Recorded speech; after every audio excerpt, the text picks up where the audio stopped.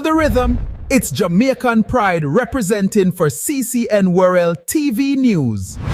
It's CCNWORL TV News.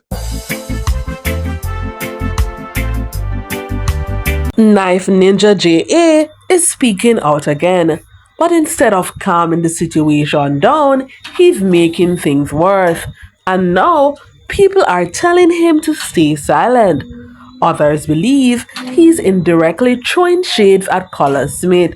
And one comment even compared the situation to Vybz Kartel and Massacre drama. But here's the real question. Did Knife Ninja JA accidentally turn supporters against him? Let's talk about it. Now, one of the biggest comments said, "This is why you move in silence. I wouldn't have said a thing." And honestly, that single comment summarizes how many viewers currently feel. Because supporters are not necessarily upset that Knife Ninja wants independence. Most people understand ambition. Most people understand growth. But according to viewers, it's how he's explaining himself publicly that's creating problems. And the more he talks, the more people are saying there's tension between him and Colaz. That's why another viewer commented, "Talk to the man in private." And right there, you can see that the audiences start to feel uncomfortable because Jamaican viewers don't like seeing public fallout between creators they once supported together. Now, this is where things get serious. One commenter directly referenced Knife Ninja speaking about feeding the homeless. And according to viewers, the way he explained things made people begin questioning Colaz's motive. Another supporter even wrote, "You're making people see Colaz in a different light." That is a very big statement. And honestly, this may be the moment where the audience truly turned emotional. Because for years, many supporters viewed Colaz as somebody passionate about helping people. So when viewers started interpreting Knife Ninja's words as criticism, the backlash immediately intensified. Now, whether that was his intention or not, social media doesn't always care about intention. It reacts to perception, and perception online spreads very fast. Now, another major theme appearing in the comments is this.